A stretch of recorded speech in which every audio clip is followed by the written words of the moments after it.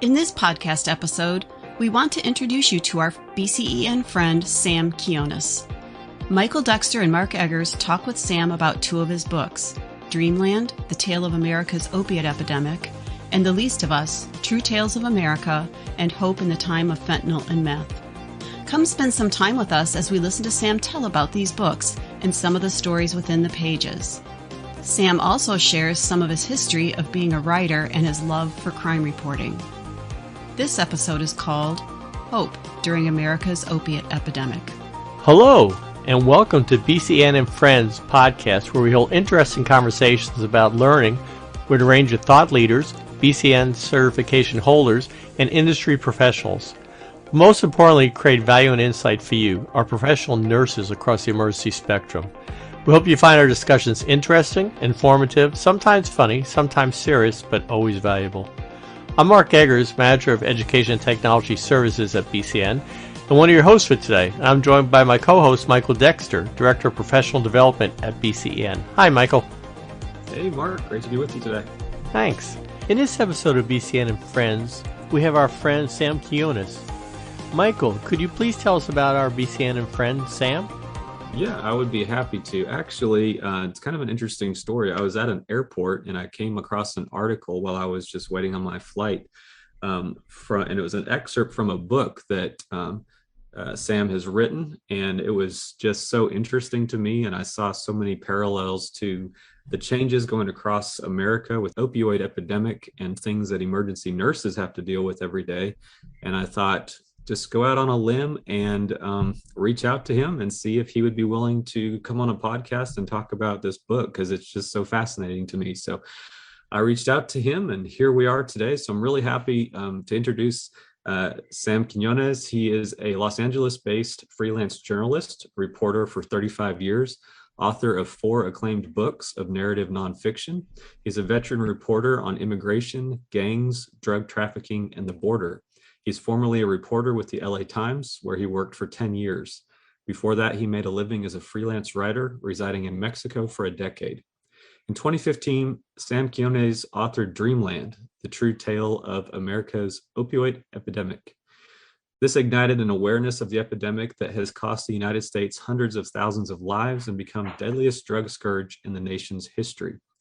Dreamland won a National Book Critics Circle Award for Best Nonfiction Book of 2015, has been selected as one of the top books of 2015 by Amazon, Daily Beast, BuzzFeed, Boston Globe, Entertainment Weekly, The Wall Street Journal, and many other organizations.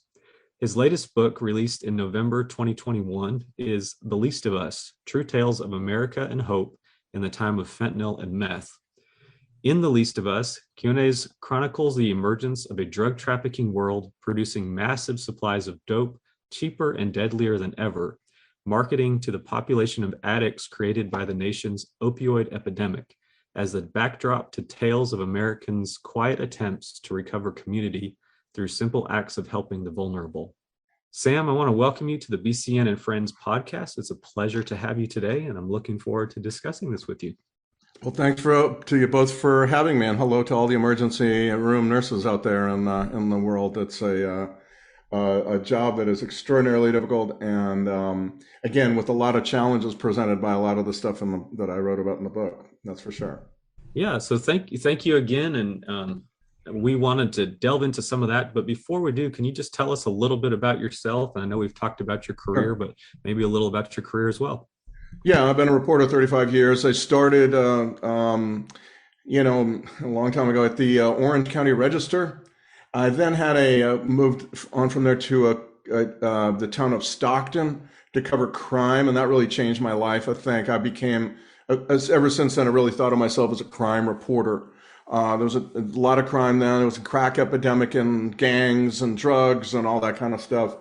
And then kind of fast forward, I went down to Mexico really to study Spanish at first, and then found a job down there working for an English language publication. And then that publication folded and I became a freelance writer. And that's why I stayed in Mexico. I'd always wanted to be a freelance or a foreign correspondent.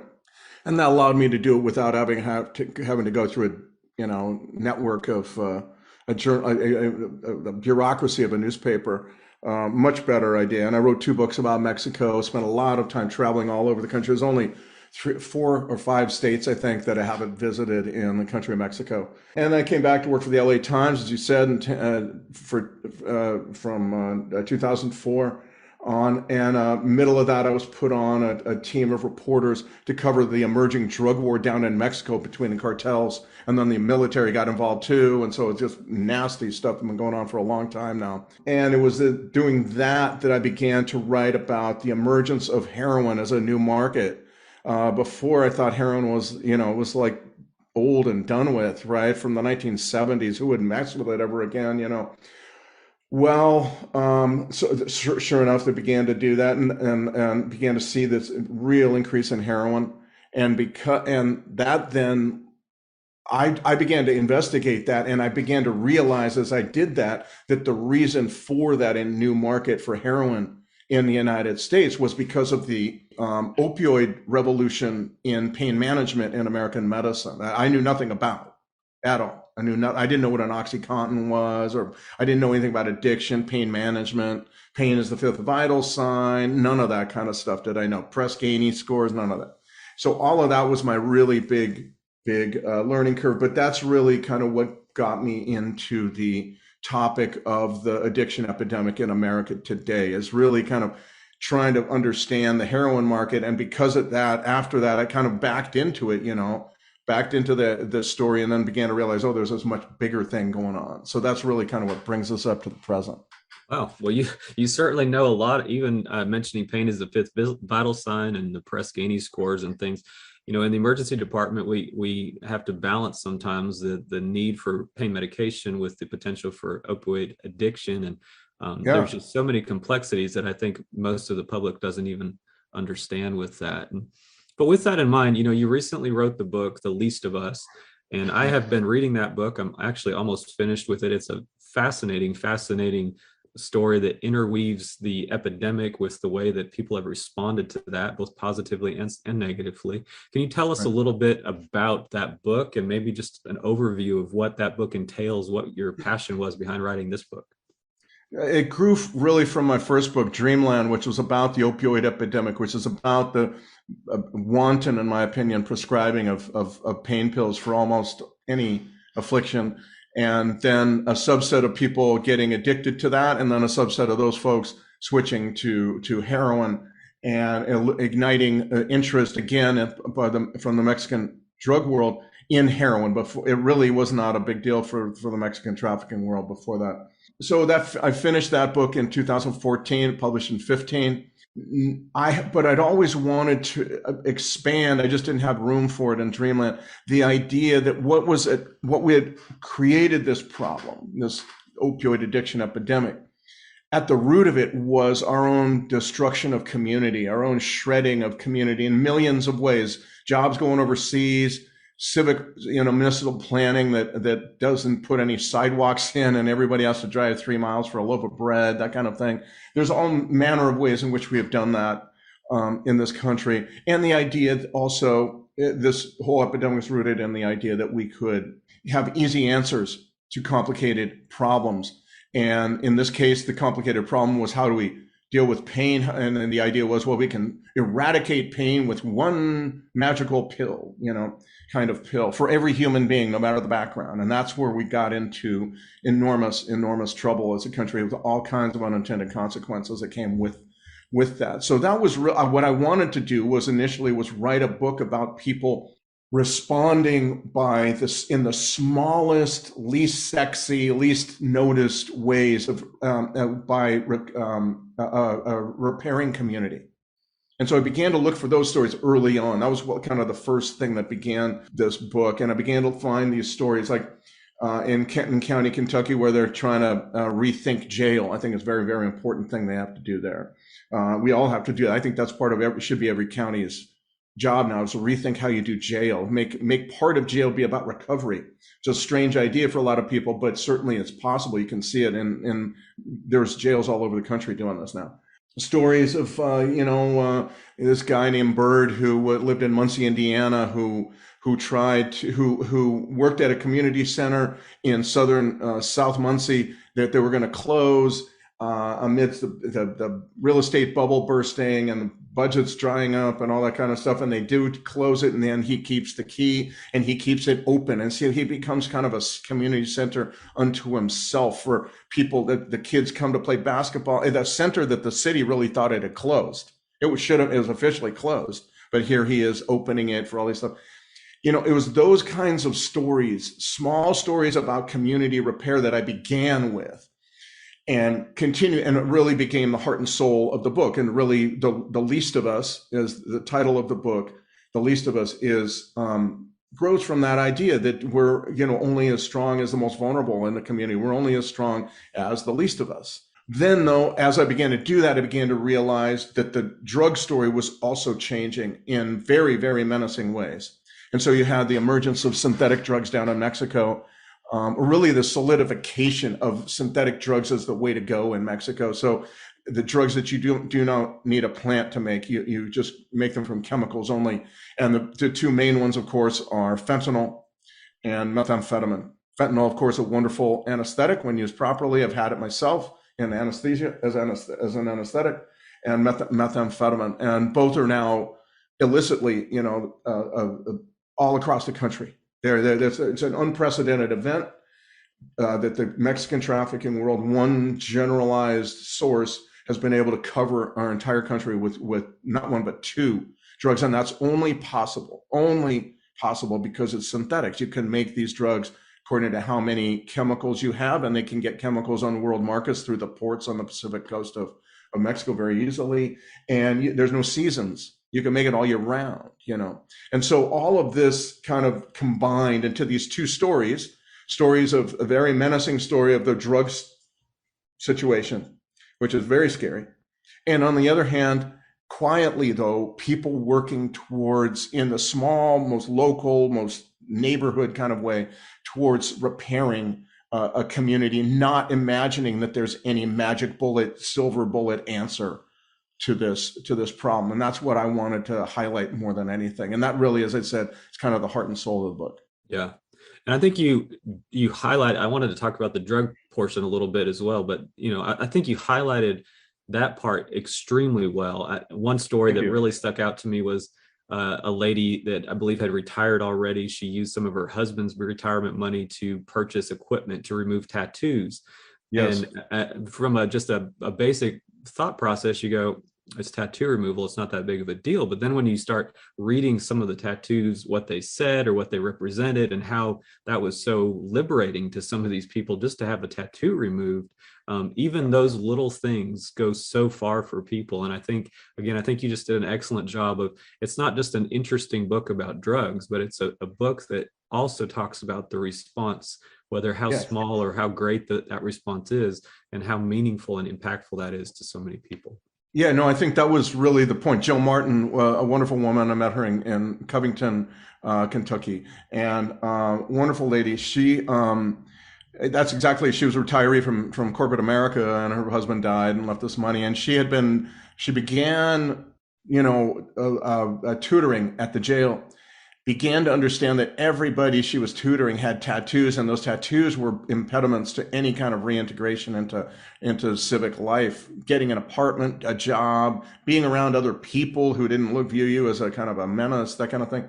And so, yeah, it's a remarkable story.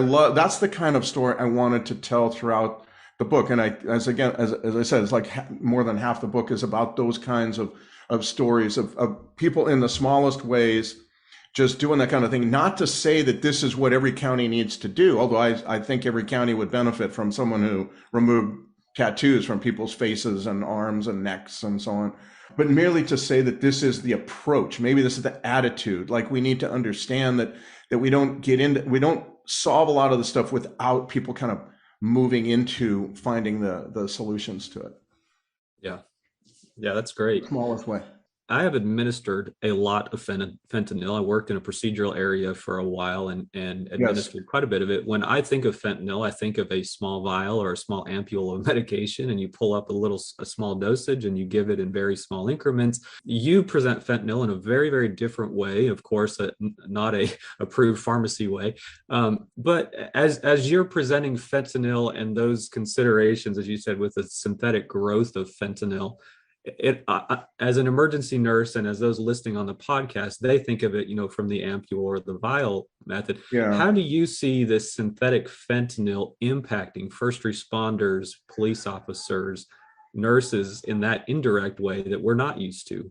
Well, fentanyl, as everybody probably knows who's listening here, is extraordinarily potent. It is for that reason extraordinarily profitable on the street as a substitute for heroin. It happens to be a magnificent drug if you are a drug dealer, and a total curse if you are a user. Because the key to fentanyl, the reason it became such a revolutionary surgical drug in anesthesia, is because it took you in and out of anesthesia very quickly. And when you're out, you're coherent. I had fentanyl when I had a heart attack 5 years ago, and I was nodding in and out, but I would actually literally watch them on the video operating on me, that kind of thing. And then when it was done, boom, I was gone. And fentanyl was, it was Narcaned out of me, or I'm not sure how they got rid of it, but I was lucid. The problem is with dealers and so on, selling it, users then now need to use fentanyl far, far more than they ever used it before. Than they ever used heroin before. You used heroin twice a day to keep the dope sickness away. Well, now you're using fentanyl 4 or 5 times a day, and every time is a threat because it's all so poorly mixed. And that is the difference right there. I think that the fentanyl, to answer your question, the fentanyl on the street is in a powder form. It looks very much as white, like cocaine or whatever, like meth or whatever, and it cannot be sold in the potency. Retail cannot be retailed in the potency that would make someone high, because it's just so small. It's equivalent of a few grains of salt, and a couple more grains will kill you. So in order to sell it, people have to mix it with inert powders, lactose or whatever, a lot of different powders that they use. That means that you have to be relying on people who don't have a clue what they're doing, don't really care what they're doing, maybe high themselves, maybe totally motivated by money, to mix this concoction well. And that's not what's happening. It's the using fentanyl, even a pharmaceutical form of fentanyl on the street, would be dangerous, but this makes it extraordinarily deadly. So that is really the form, answer your question, that's really the form it comes in. It also now is coming, in the last 5 years, has been coming down in Mexico. They have taken to counterfeiting pharmaceutical drugs, pain pills like Percocets, Adderalls, Xanax bars, oxycodone 30 milligram generics. All of those are being made down in Mexico only with fentanyl in them. There's nothing else in those drugs. No oxycodone, no hydrocodone, none of that stuff, no benzodiazepine. So all of that but they do a very good job of printing it. They look very, very much like the legitimate drug. So this is another form in which people are fine. But all of this has to do with, again, the idea, this is a supply story. They have the ability to make stunning quantities of this stuff. And so now the question is, how do we sell it? We have more than we can.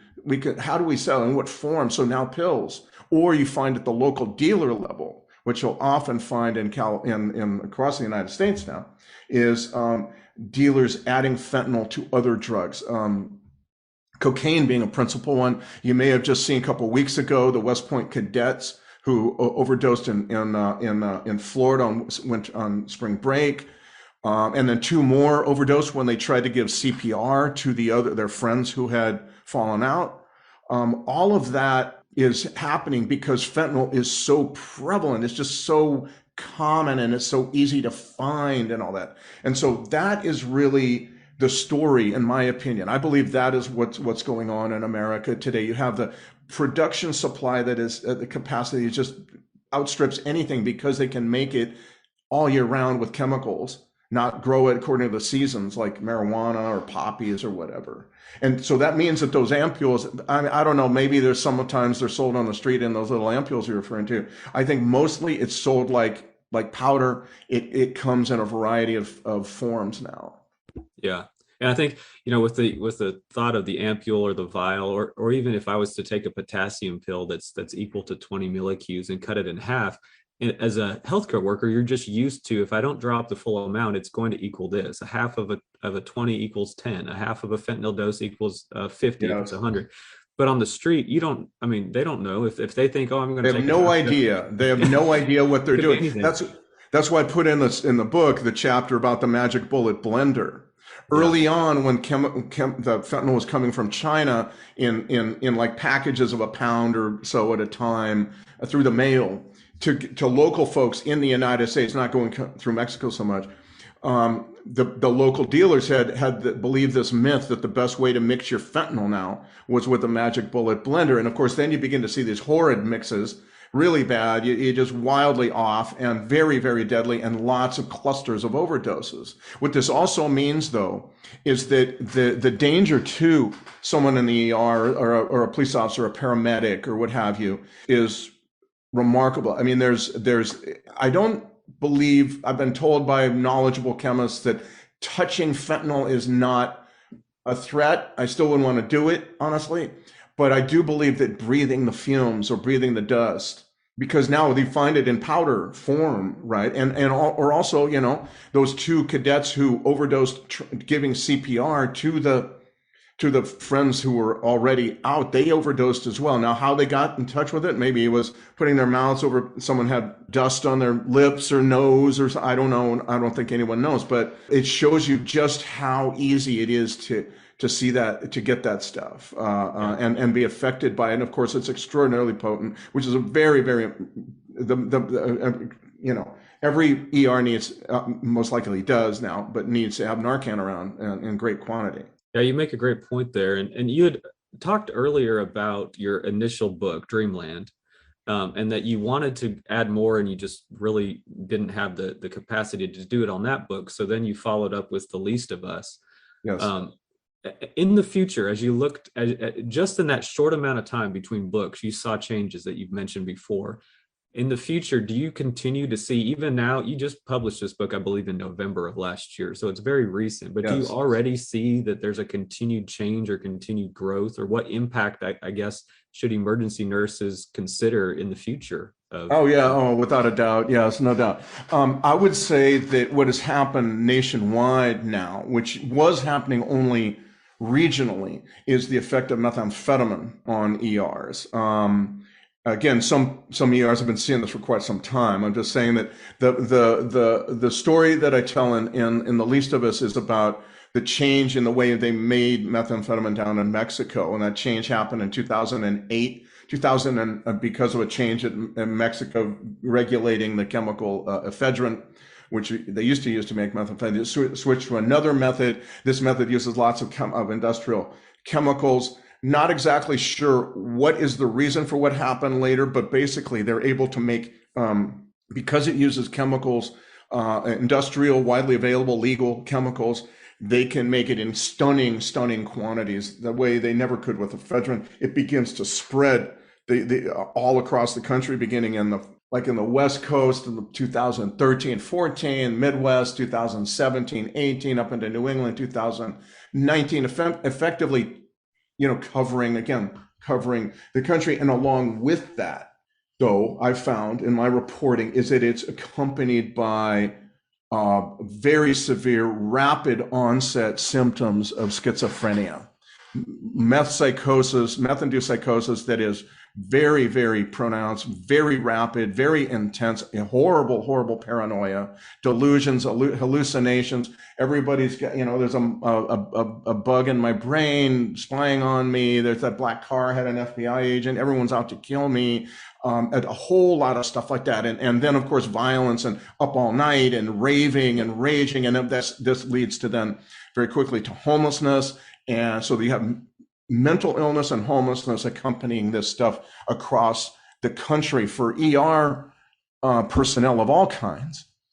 Methamphetamine has changed, I think, in many parts of the country, changed the work experience. It's first of all, folks come in out of their minds, and so now any place you put that person has to be protected from himself and any impulse to harm others. So you have to almost fortify every ER room where you're going to put these folks, because the wires, the TV, all kinds of things can be used to hurt other people. You have people coming in thrashing. I spoke with an ER doc in Southern Indiana who said he's now seeing many, many cases of something I'd never heard of, an affliction called rhabdomyolysis, which I take to be massive overuse of muscles excreting a protein that's bad for the kidney. He has a whole ward, he says, of people with rhabdomyolysis. Now, this is a very rare thing, but all of a sudden he's got lots of those folks, and he's got to sedate them, because otherwise they'll just thrash almost themselves to death. You're also finding that this drug, particularly methamphetamine, seems to keep people from seeking treatment or warmth, or keep people in tent encampments where they can find the dope, where they have all their so-called friends, and the so-called meth-based community basically is what those are now, I think, by and large.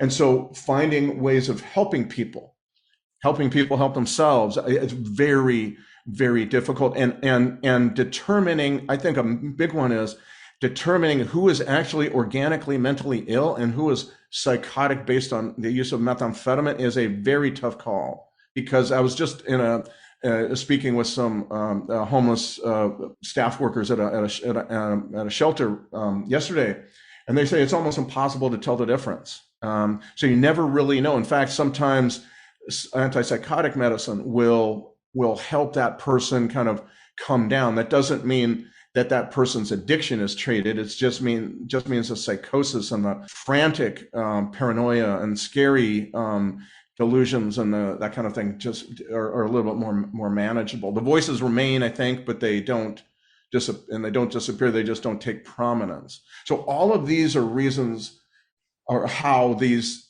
drugs have changed life and work for people in ERs. And I bet once you have people listening to this, I would very, very eagerly want to hear from you. Anybody who's out there who has similar experiences. I've heard from ER docs and ER nurses in several parts of the country. Let me just say, you can find me very easily on the web, but my email is samquinones7, SamQuinones 7 at yahoo.com. The number 7 at yahoo.com. samquinones7 at yahoo.com. I have found that since the book came out, just a lot of people have been emailing me saying that's exactly what I've been dealing with. That describes my life over the last 6 years in San Francisco or Phoenix or New Mexico or wherever. And so I am very, very eager to hear the experiences of people in ERs, because that is really one of the front lines in both of these drugs. It's because they're so damaging. It's not so much the treatment center, right? It's not so much the drug rehabilitation clinic anymore.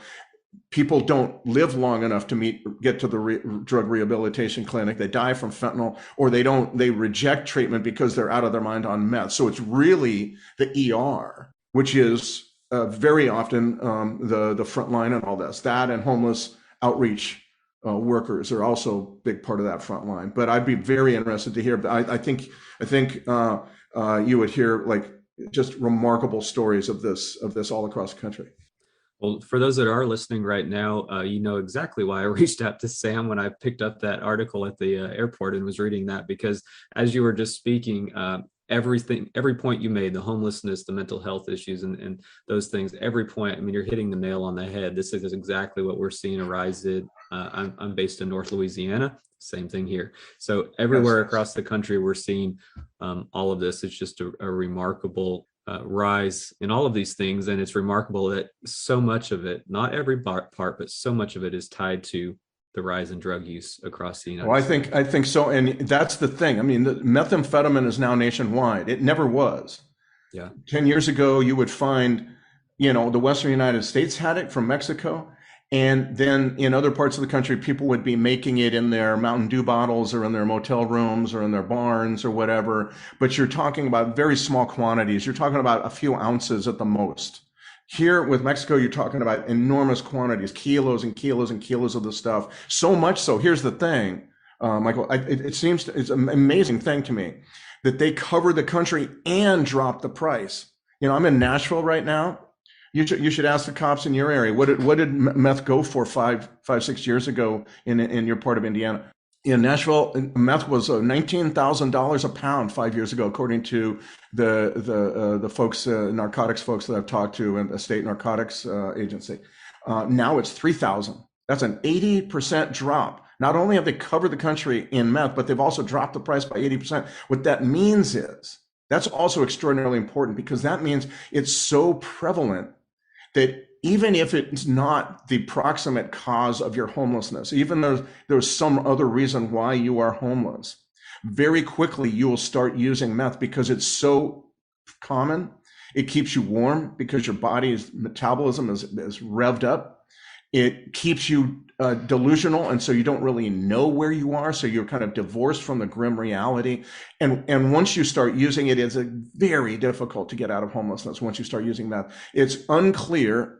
I would say the jury is quite a bit out on this, but it seems to me that it also creates at least, long-lasting brain damage, if not permanent brain damage. You don't return. What happens is frequently people will tell you that people do not return to normal. The baseline is the way people express it to me. Right. Do not return to baseline after they stop using it, or it takes months. I spoke to with a woman in the book you may have read where she, she was barking like a dog on this stuff. It was a scary thing she was describing. 2 years in, I was talking to her 2 years into her sobriety, and she still knew that her brain was not the same. Yeah. It was a very powerful, poignant interview, I remember. But see, that's the other part of it. It's we're not clear. The longer you're on the street using, the more you're resisting treatment, the more you're in your tent encampment, the more damage you're doing to yourself. Yeah, very interesting points. Thank you for sharing those, Sam. And I could talk to you all day about these things. I mean, it's just fascinating to me. I'm going to turn it over to Mark, and I know he has some questions for you, and then I'll come back in a minute. Thanks, Michael. So, Sam, we're asking you some other things. For instance, tell us about a person or a moment in your career that greatly has impacted you. And I'm sure you have lots of them, but is any that come right to mind? Oh, my goodness. I remember the moment when I realized that I had stumbled on the greatest job in California journalism, which was covering crime in Stockton. I think it was covering a homicide. And I'd always been, as a kid, like I'd read books about the mafia and I remember, just the homicide rate in Stockton was getting pretty high with the crack epidemic.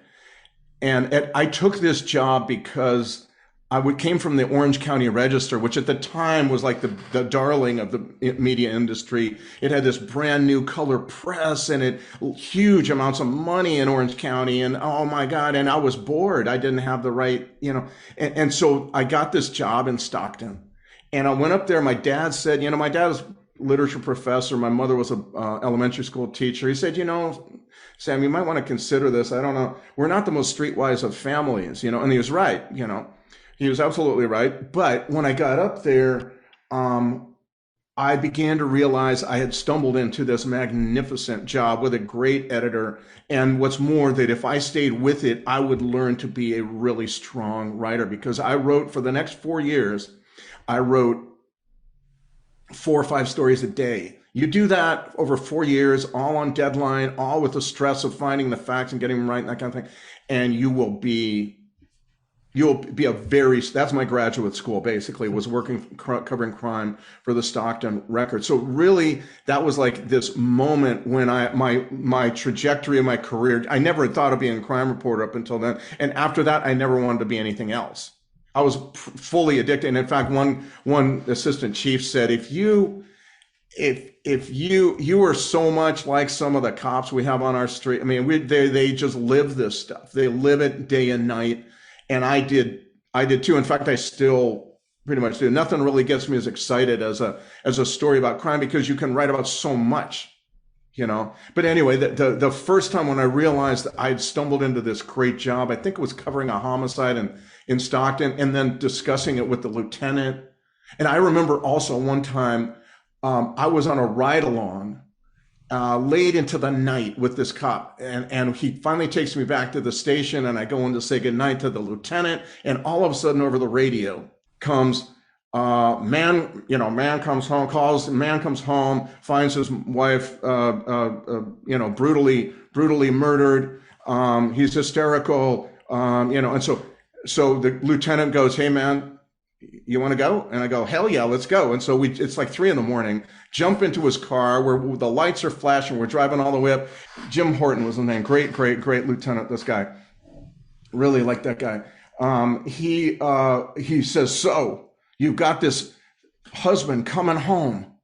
He's hysterical. The wife is dead. Who do you think killed the woman?"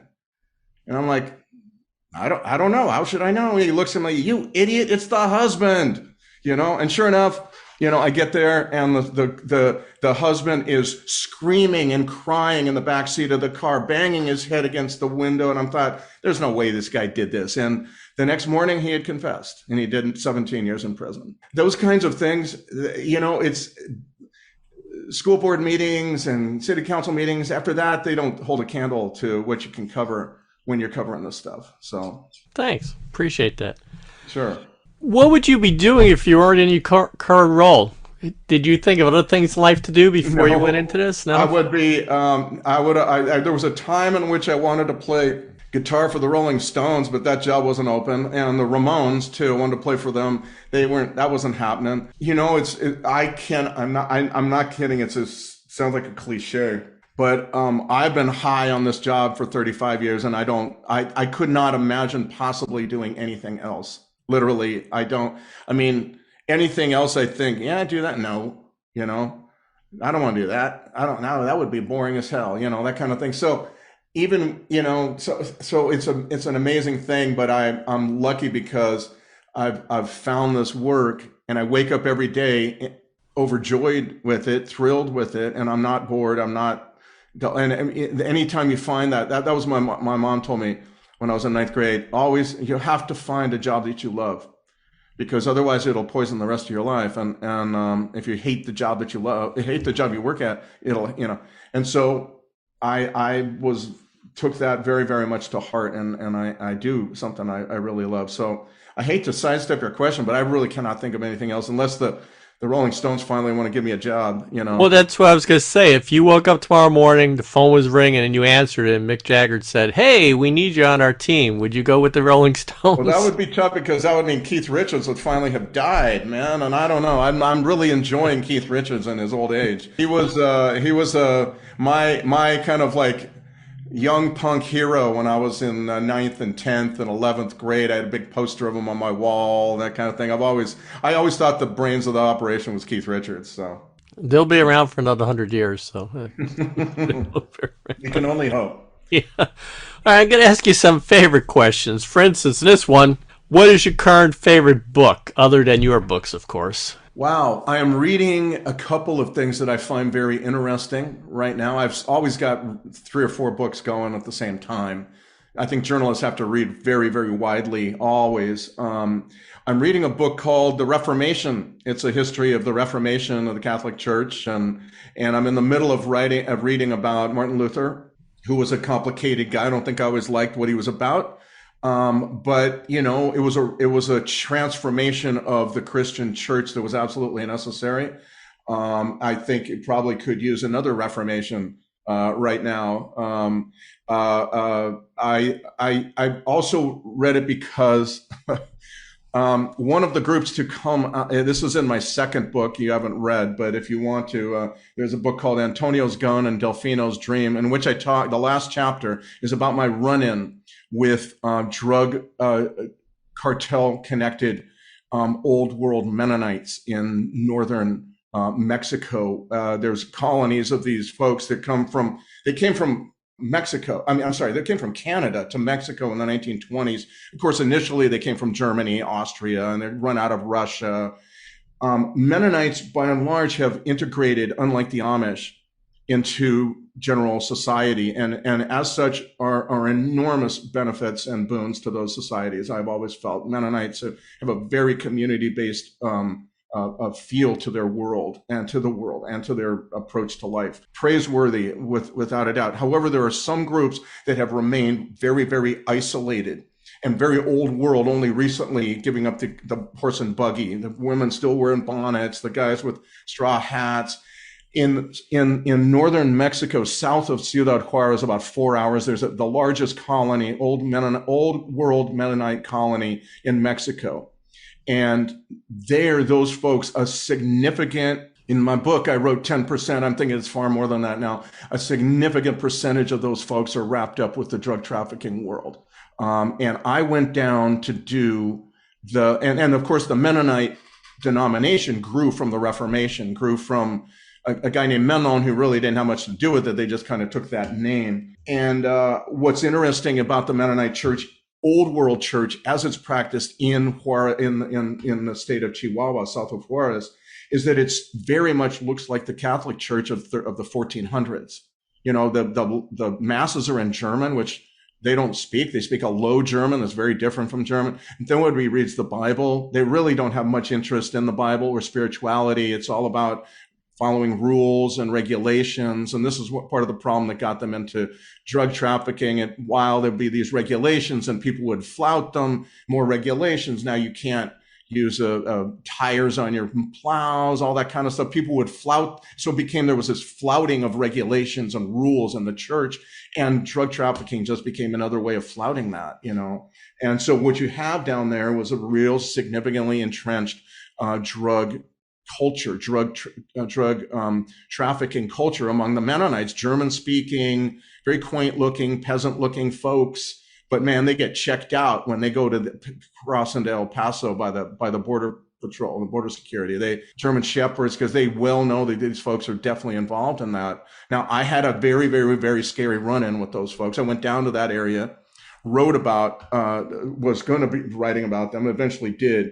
Was followed. I don't know if you've ever been actually followed by someone who wants to do you harm, like in some cop movie or something like that. I don't think I'd ever been until the Mennonites started doing it down in northern Mexico. It was a scary, scary thing. Only dovetailed into that story because I've been reading this book about the Reformation and how they began to want to change very, very important, make very important changes to the Catholic Church. A lot of those changes I still see now, and I mean, a lot of those reasons for changes have been incorporated into the Protestant churches now, denominations, and they need, I think, a little bit of a reformation themselves. So that to me is one book that I've been very happy. I bought it 10 years ago, and that's how I read. I buy books.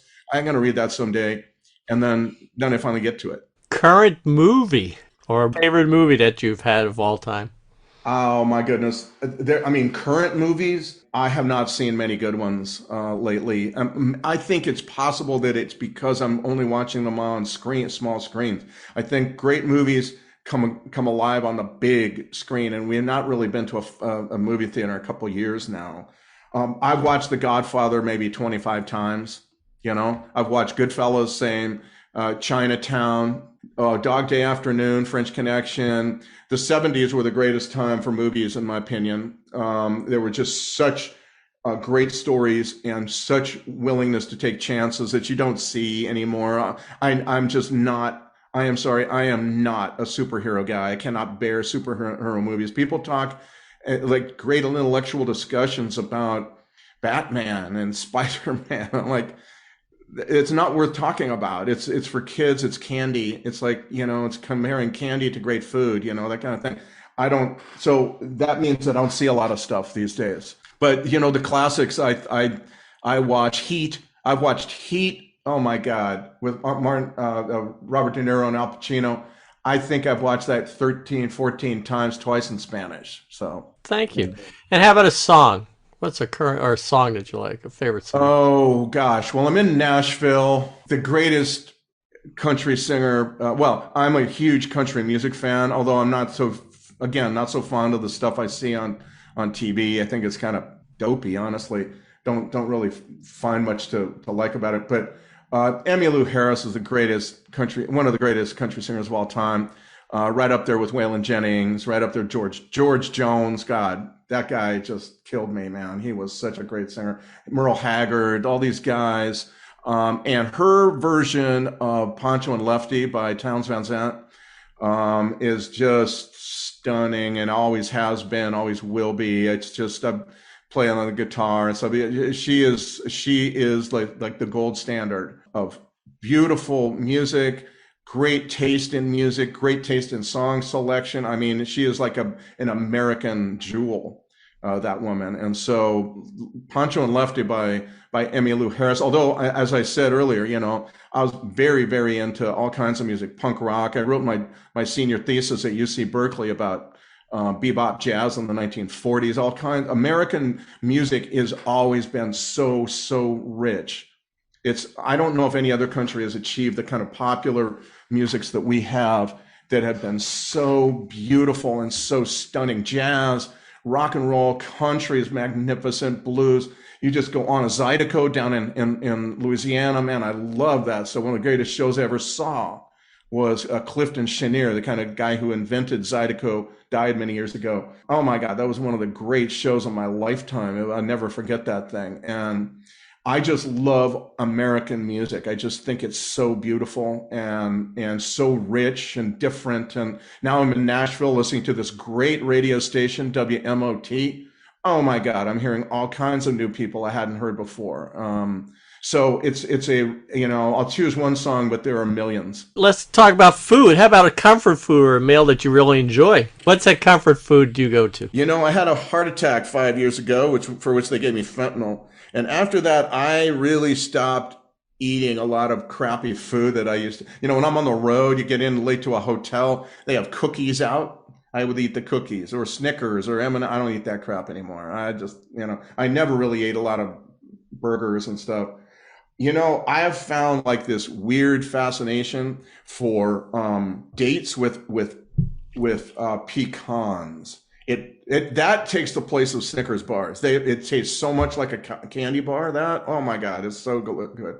And lately, I've never been much of an alcohol drinker at all, but lately I've been sipping bourbon, and so that is also kind of that's. By the way, bourbon, Mark, has extraordinary nutrition. It's almost like it's like health food. Think of it as a health food. No, it's something I drink very, very, very in small doses, small amounts, and just as a kind of a way of, doing something a little bit different. I've never done that before. I don't come home and have a beer ever in my life. I'm just not a big drinker, but just kind of later in life, maybe I'm seeing that as a way of relaxing. Right. And how about hobbies or interests? What do you do when you're not working? Playing music. I'm learning the accordion. I just picked up the accordion a year ago. In fact, it was like literally a year ago, like 2 weeks ago, a year ago, or something like that. And I've always wanted to play the accordion. It's bizarre, but it also, I'm 63, and I'm thinking of it as kind of my anti-Alzheimer's medicine or something. It's a beautiful instrument. I just bought a new one. It's coming in the mail in about 2 or 3 days. A used one, but a new one to me. And so I'm really, I just love it. I just love trying to figure out how to play it. And when you finally do get that, it's like 3 instruments. I've had it explained to me. One is, the piano keys. That's the piano. It's like the guitar on the bass. The bass has forms that, you can shapes that just like on the guitar. And then of course the bellows back and forth like the cello. So it's got 3 instruments going at once. And if you can balance all those in your brain, and it's difficult, but not impossible. You can do it. If I've been able to do it, certainly anybody can do it. I've been doing a lot of photography. I do a lot of photography. I love photography. But I also have to say, the truth is this, that I'm never going to retire from doing what I do. I want to write for the rest of my life, as long as I'm physically capable of that. And so my hobby is in most towns when friends would come see me in Stockton, I would take them out to read the gang graffiti, literally true. So that's kind of my hobby, that kind of thing, trying to understand crime, understand investigations, understand what cops do. It's fascinating work they do. That's kind of where I am. Great, thank you. And for our audience, you gave them your email address. Is there any other social media or is any other websites or anything that they should contact you? Every writer has to be on the damn social media all over it. I mean, if you want to be a writer, you have to promote yourself. I've been learning this very earnestly for a long time now. You can't avoid it. And so, yeah, Twitter at Sam Quinones 7, Facebook Sam Quinones Journalist, all one word, and Instagram at Sam Quinones _author. But you can find me like all over. So yeah, Instagram, Sam Quinones _author. I'd rather not be so much on social media. But again, if you want to be a writer and you survive in the marketplace, you have to promote yourself. So that's what I do. Well, good. Well, thank you. Michael, before we conclude, is there anything else that you wanted to ask? No, like I said, we could talk all day, and I appreciate the time you've taken, and I truly means a lot to us and to the emergency nurses that will hear this. I definitely want to send it out to a lot of them. And one thing that we haven't mentioned, we've talked about your book quite a bit, but do you have any specific areas that you send people to purchase your book, or where would you tell people to go? Oh my goodness, yeah. Well, it's on there. My books are available everywhere. Amazon. Although, here's the thing. Go to what's it called? Hold on one second. I'll find it. Bookshop.org. Bookshop.org is where you can find all the independent bookstores in America selling their books, and my book's up there. You can go to my website, which is Sam Quinones 7, and the pages have, the interior pages have places where you can buy the book, Amazon, Barnes & Noble, and independent bookstores. You can find them all over, and they're in, Kindle, Audible, they're audiobooks, you name it. The last two anyway, Least of Us and Dreamland. All of that is, I'm pretty much available wherever you like. Feel free to leave a review. Feel free to like it if you like it, that kind of thing. And but my website is samquinones.com. For those that are listening to this, again, as he mentioned earlier, you are welcome to reach out to him via email if you have any stories or any particular examples of ways that this epidemic has impacted you. And again, Sam, thank you so much for being here. Thank you for your insight. I think as an emergency nurse, we see a lot of these patients that we call frequent flyers, a lot of return trips to the ED. And this book really, and the books that you've written really open that up in a different light to help you understand that it's so complex and there's so much more to it than just simply somebody returning to the ER, but it's a lifetime and it's a system and a culture that's been created that is now impacting frontline workers, as you said. Well, so thank you for that insight. Thank you for sharing this with us. And I will turn it back to Mark. And we hope that you have a wonderful day and continue to do great things and shine a light on this epidemic. Well, thanks very much, Michael. And Michael, I really appreciate the opportunity. And I do want to say a shout out to all the folks who work in ERs who are listening. It's an extraordinarily important work. And you're up against quite a lot. And if you do have questions or stories you want to tell me about what you're seeing, and methamphetamine and fentanyl and all that, my email is again samquinones7@yahoo.com. I want to take this time to thank Sam Quinones for joining us for this episode of BCEN and Friends. Thank you, Sam, for sharing your time and stories with us. It's been a real pleasure. And to all our listeners, we hope you will stay tuned as we continue on with BCEN and Friends and bring in new and meaningful content and perspectives. If you have a suggestion for an episode, please email us at bcn@bcn.org. I am Mark Eggers here with Michael Dexter, and on behalf of the entire BCN team, we thank and celebrate you for all that you are doing as professional nurses across the emergency spectrum. Until next time,